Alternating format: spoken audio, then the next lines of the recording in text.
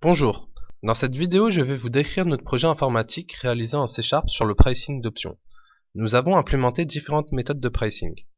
La méthode Black-Scholes qui nous donnera les valeurs de référence pour comparer avec les autres méthodes, et trois méthodes de pricing par les arbres, Cox-Ross-Rubinstein, Jarrod-Rudd et Tian.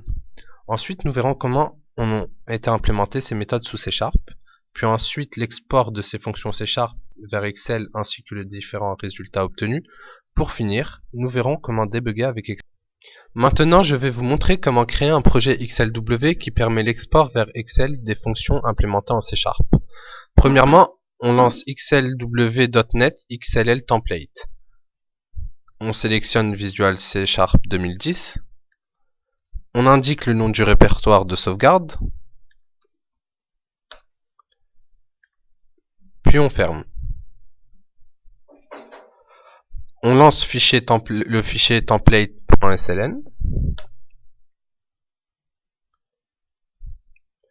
Nous avons ici une fonction Hello World et grâce au bout de code Excel export, nous pourrons exporter cette fonction vers Excel. On génère la solution. Une fois la génération terminée, on va dans le répertoire du projet. Puis dans le dossier debug, on lance le fichier complément XLL template.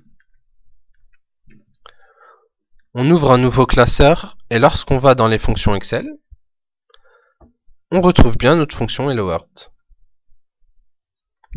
Voici la partie expliquant l'export. Maintenant, nous allons passer sur le code de nos fonctions de pricing ainsi que leur export vers Excel comme montré précédemment. Nous allons dans notre dossier contenant le projet.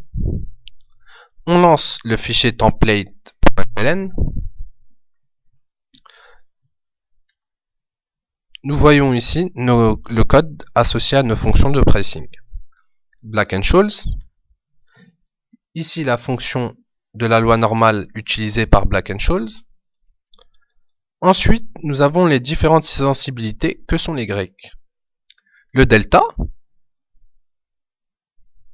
le gamma, le θ et le rho. Et le vega, pardon. Maintenant, nous allons voir la fonction pour les arbres binomiaux.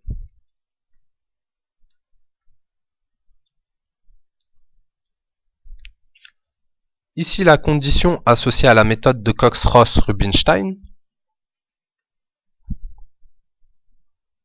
Ici, celle associée à la méthode de Jarrod-Rudd. Et enfin, celle associée à la méthode de Tian. Puis nous calculons le prix de l'option en fonction de son type, européenne ou américaine. Ensuite, nous générons la solution.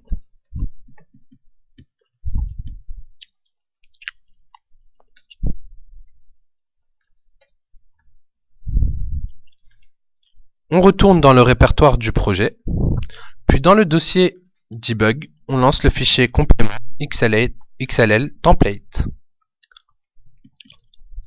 On ouvre notre classeur où se trouvent les résultats. Puis dans les fonctions Excel, nous allons bien retrouver nos fonctions codées en C#.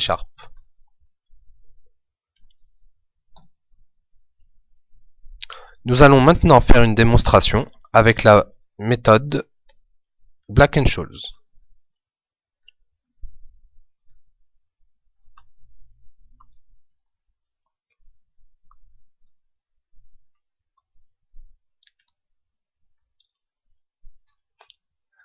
Nous avons bien un prix qui est calculé.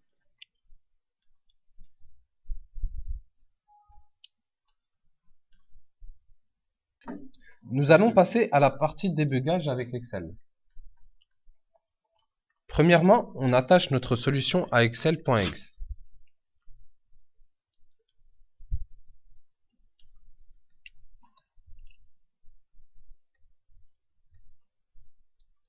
Puis on place un point d'arrêt. On retourne sur notre fichier Excel.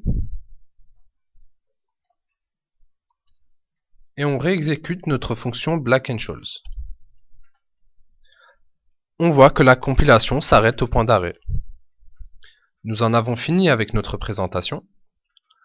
Merci d'avoir visionné la vidéo. Au revoir.